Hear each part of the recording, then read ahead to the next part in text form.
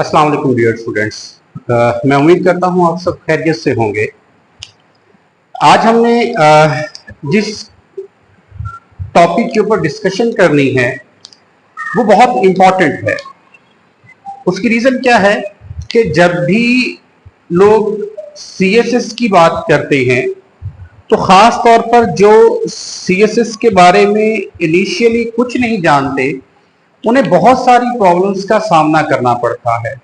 Different किस्म के जो कंसल्टेंट्स होते हैं एजुकेशनल, उनके पास जाना पड़ता है ताकि वो उसके बारे में जो इनिशियल और जो बहुत ही ज़्यादा इम्पोर्टेंट इंफॉर्मेशन होती है किसी भी बिगिनर्स के लिए वो लेने की कोशिश करते हैं। कोई किस तरह से गाइड करता है, कोई किस तरह से गाइड करता है। ठीक है, आज हम कॉम्पिटिटिव जो एग्जाम्स होते हैं जिन्हें हम CSS कहते हैं या सेंट्रल सुपीरियर सर्विसेज का नाम दिया जाता है, जो कि पाकिस्तान का सबसे बड़ा एग्जाम समझा जाता है and the toughest exams is also it is considered. ठीक है, तो इसके हवाले से जो इनिशियल इंफॉर्मेशन होती है वो बहुत सारे कैंडिडेट्स के पास नहीं होती, अवेलेबल होती। उन्हें डिफरेंट किस्म के गाइड्स खरीदने पड़ते हैं जहां से वो सारी की सारी इंफॉर्मेशन लेते हैं और बहुत वो डिटेल्ड में होते हैं और छोटी छोटी चीजों को एक्सप्लेन किया जाता है जो कि बहुत ज्यादा इररेलेवेंट होती हैं, जिसकी वजह से उनका टाइम बहुत ज्यादा वेस्ट हो जाता है, कंज्यूम हो जाता है। तो उसी चीज को आसान बनाने के लिए ताकि जो बिगिनर्स हों जब वो अपने CSS के एग्जाम की तरफ आए तो उन्हें बेसिक इंफॉर्मेशन का पता हो कि हमने CSS का एग्जाम कैसे स्टार्ट करना है, हमने कौन से ऑप्शनल सब्जेक्ट्स चूज करने हैं, हमारा एलिजिबिलिटी क्राइटेरिया जो होता है आया कि हम उसके ऊपर पूरा उतरते हैं या नहीं उतरते हैं। So these are the questions that every candidate wants to ensure their answers। तो हम उसी चीज को आज डिस्कस करेंगे कि ये आखिर एग्जाम होता क्या है। जब हम बात करते हैं CSS की तो इसका जो फुल फॉर्म होता है उसे हम बोलते हैं सेंट्रल सुपीरियर सर्विसेज।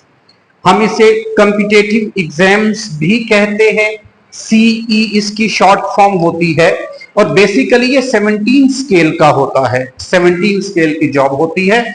और जो इदारा CSS के एग्जाम कंडक्ट करता है वो होता है FPSC, यानी कि कंडक्टेड बाय FPSC, जिसे हम बोलते हैं फेडरल पब्लिक सर्विस कमीशन।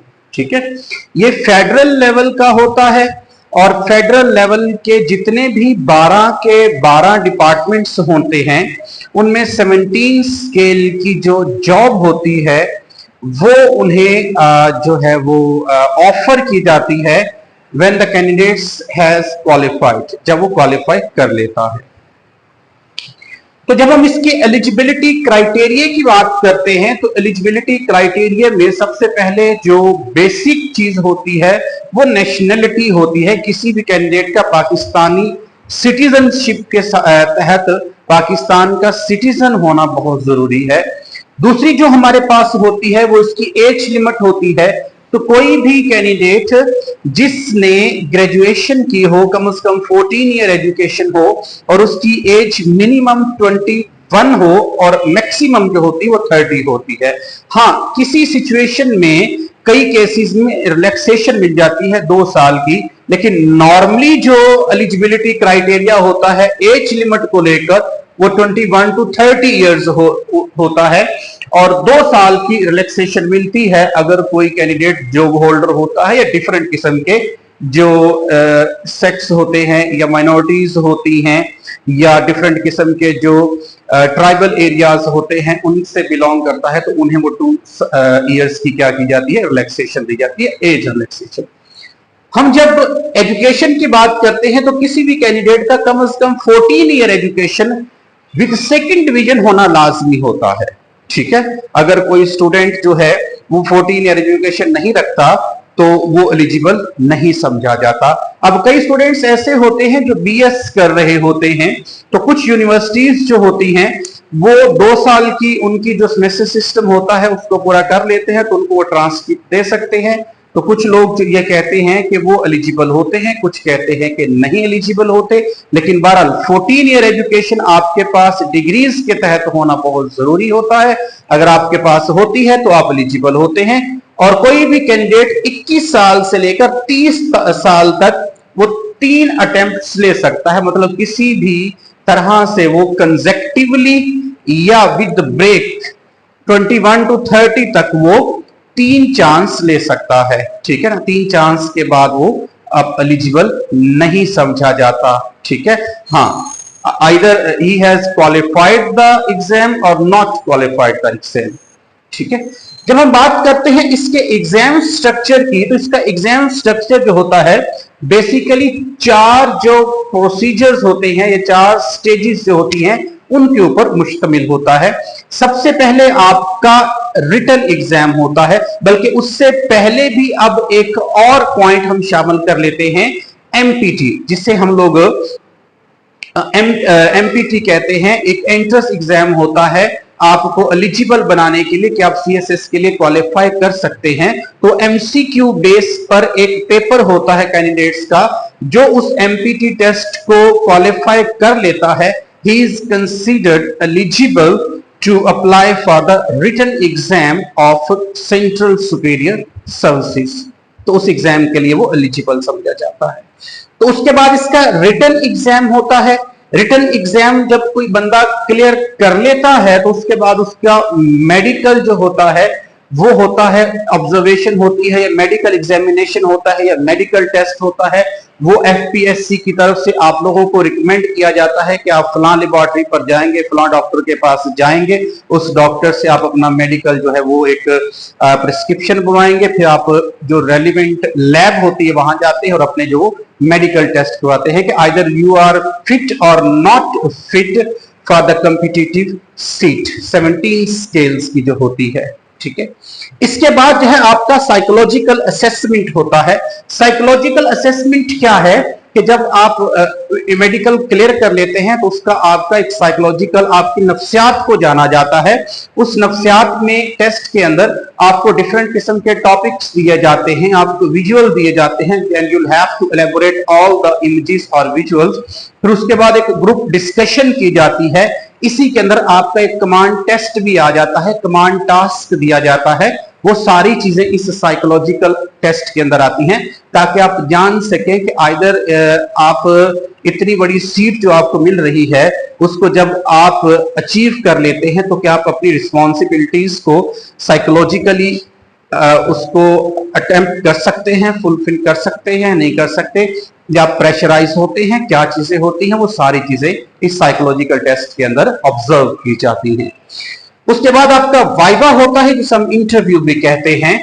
इस वाइवे को हम लोग जो है वो लास्ट जो है वो स्टेज समझते हैं सीएसएस की। जो इसको क्लियर कर देता है, he is considered eligible and he has qualified CSS exam, then he is offered one of the 12 federal occupational groups according to his merit। उसके मेरिट के अकॉर्डिंग उसे एक सीट जो है वो दी जाती है फेडरल में से। ठीक है, इसके बाद हम इसके सब्जेक्ट्स की तरफ आते हैं।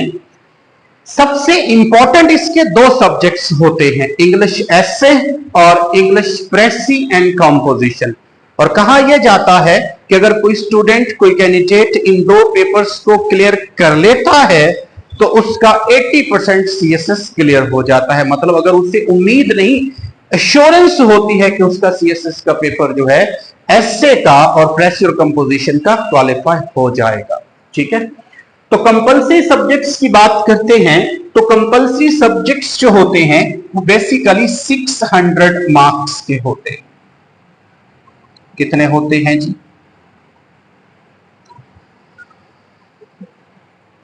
600 मार्क्स के होते हैं।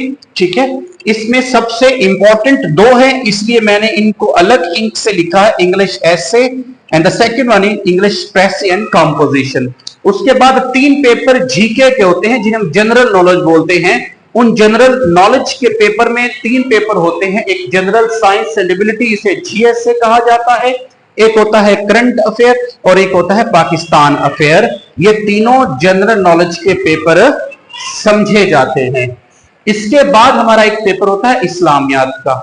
Each paper carries 100 marks and there are 6 compulsory subjects and the total marks of these compulsory subjects are 600।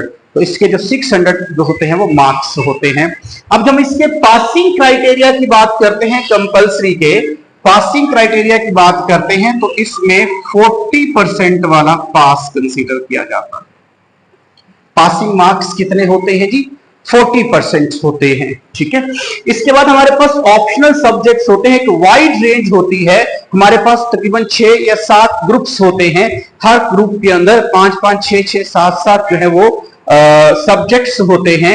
हम अपने एप्टीट्यूड के अकॉर्डिंग, अपने इंटरेस्ट के अकॉर्डिंग और अपने जो है जो अपना जो होता है रुझान जो होता है उसके अकॉर्डिंग जो है वो 600 मार्क्स के सब्जेक्ट चूज कर सकते हैं ऑप्शनल। तो 600 मार्क्स के हमारे क्या होते हैं? ऑप्शनल सब्जेक्ट्स होते हैं। ठीक है जी, ऑप्शनल सब्जेक्ट्स होते हैं और इसमें से भी हम लोगों ने क्या करना होता है? 40% मार्क्स लेने होते हैं। ठीक है, अब इसमें से जो ज्यादातर जो होते हैं, कुछ स्टूडेंट ऐसे होते हैं, अब चाहें तो आप 600 के एक 100 के 6 सब्जेक्ट चूज कर लें, चाहे आप 200 के 3 सब्जेक्ट्स चूज कर लें, चाहे आप 100 और 200 के कॉम्बिनेशन के साथ जो है आप चूज कर सकते हैं, लेकिन मार्क्स कितने होने चाहिए? 600 होने चाहिए। तो 600 हमारे पास ऑप्शनल सब्जेक्ट्स के होते हैं, 600 हमारे पास क्या होते हैं? कंपल्सरी सब्जेक्ट्स के होते हैं। तो जब हम रिटन एग्जाम्स की बात करते हैं तो ये जो हमारा रिटन एग्जाम होता है ये 1200 मार्क्स का होता है। कितने का होता है जी? 1200 मार्क्स का होगा और इसमें से हमने 40% एटलीस्ट मार्क्स लेने होते हैं, पासिंग जो होते हैं। हाँ, बाकी 50% ले ले, 60% ले ले, it depends on your eligibility and capability. उसके बाद वाइवे की बात करते हैं तो ये जो वाइवा हमारा होता है, इंटरव्यू जो होता है, ये 300 मार्क्स का होता है। कितने का होता है जी? 300 मार्क्स का होता है। यानी कि कुल मिलाकर हमारे 1200 जो होते हैं वो बन जाते हैं रिटन के और 300 बन जाते हैं आपके इंटरव्यू के। ये टोटल बन जाते हैं आपके 1500 नंबर बन जाते हैं। ठीक है, तो ऑप्शनल सब्जेक्ट्स में जो ज्यादातर स्टूडेंट्स चूज करते हैं, मतलब जो according to my knowledge, according to कहते हैं माई इंफॉर्मेशन, जो मोस्ट इंपॉर्टेंट मार्क्स सब्जेक्ट्स हो सकते हैं ऑप्शनल के अंदर, यानी कि जो ज्यादा से ज्यादा मार्क्स देते हैं, उनमें पॉलिटिकल साइंस हो सकता है, आप चूज कर सकते हैं। ठीक है, पॉलिटिकल साइंस हो सकता है। ठीक है, इसके अलावा आप जो है वो चूज कर सकते हैं IR हो सकता है, इंटरनेशनल रिलेशन जिसे हम कहते हैं। ठीक है, या फिर US से हिस्ट्री हो सकती है। तो ये अपने टेस्ट के ऊपर डिपेंड करता है। कुछ स्टूडेंट जो होते हैं वो पंजाबी भी रख लेते हैं, कुछ स्टूडेंट्स जो होते हैं वो मुस्लिम लॉ को डिपेंड कर लेते हैं जी, कंसीडर कर लेते हैं। ठीक है, इसी तरह से बहुत सारे स्टूडेंट्स जो होते हैं वो सोशियोलॉजी को रिकमेंड करते हैं। ठीक है ना, बहुत सारे स्टूडेंट्स ऐसे होते हैं जो उर्दू, जिनका बैकग्राउंड होता है वो उर्दू लिटरेचर रख लेते हैं। ठीक है, इंडो पाक हिस्ट्री हो सकती है, जेंडर स्टडीज हो सकता है। ठीक है, तो ये डिफरेंट किस्म के ऑप्शनल सब्जेक्ट्स होते हैं। हम 600 के ऑप्शनल सब्जेक्ट्स चूज करेंगे अपने एप्टीट्यूड के अकॉर्डिंग। जब आप अपना MPT क्लियर कर लेते हैं, रिटर्न के लिए क्वालिफाई होकर रिटर्न क्लियर कर लेते हैं, आप अपना मेडिकल क्लियर कर लेते हैं, आप अपना साइकोलॉजिकल टेस्ट क्लियर कर लेते हैं, आप अपना वाइवा या इंटरव्यू जो होता है वो क्लियर कर लेते हैं, तो फिर ये 12 ऑक्यूपेशनल हमारे पास जो डिपार्टमेंट्स होते हैं जो फेडरल के अंडर आते हैं, हाँ, उनमें से किसी एक डिपार्टमेंट के अंदर आपको मेरिट के अकॉर्डिंग 17 स्केल की, जिसका बेसिक स्केल कितना होता है 17 स्केल होता है, उसमें आपको जॉब मिल जाती है। ठीक है, सबसे टॉप पर जो होता है, अगर हम प्रायोरिटी लिस्ट हम अपनी देते हैं कि हम सबसे पहले किसको प्रायोरिटी देना चाहते हैं, जब फॉर्म फिल किया जाता है तो उसके अंदर आप अपनी प्रायोरिटी लिस्ट देते हैं। लेकिन एफपीएससी की जो प्रायोरिटी लिस्ट है वो सबसे पहले जो टॉप पर आता है वो कौन सा होता है, Pakistan administrative service, Pakistan administrative service, जिसको पास करने के बाद जो लोग होते हैं असिस्टेंट कमिश्नर लगते हैं। क्या लगते हैं, असिस्टेंट कमिश्नर लगते हैं। ठीक है जी, इसके बाद हमारा जो होता है वो बीएसपी दूसरे नंबर पर आता है, पुलिस सर्विस ऑफ पाकिस्तान। और जब कोई बंदा क्वालिफाई कर लेता है तो वो पुलिस सर्विस के अंदर एज एएसपी तैनात हो जाता है, अपॉइंट हो जाता है। ठीक है जी, इसके बाद FSP foreign services of Pakistan, किसी भी एक कंट्री के अंदर you have to represent Pakistan as ambassador of Pakistan in one of the countries of the world. ठीक है, उसके बाद कस्टम्स, एक्साइज एंड कस्टम्स जो डिपार्टमेंट होता है उसके अंदर आपको जॉब मिल सकती है। इनलैंड रेवेन्यू के अंदर, ठीक है, आपको जॉब मिल सकती है जिसके अंदर ये सारे के सारे पटवार खाना जो होते हैं या डिफरेंट किस्म के जो कानून होते हैं ये सारे के सारे आते हैं लैंड रेवेन्यू का जो। ठीक है, उसके बाद हमारे पास कॉमर्स और ट्रेड के हवाले से होता है, एक डिपार्टमेंट तजारत के हवाले से होता है, उसमें आपको 17 स्केल की जॉब मिलती है। इंफॉर्मेशन जो होता है पाकिस्तान का इंफॉर्मेशन डिपार्टमेंट, उसके अंदर आपको मिल जाती है। ठीक है जी, पोस्टल पाकिस्तान का जो होता है जो पोस्टल सर्विस होती है उसके अंदर आपको 17 स्केल की मिलती है।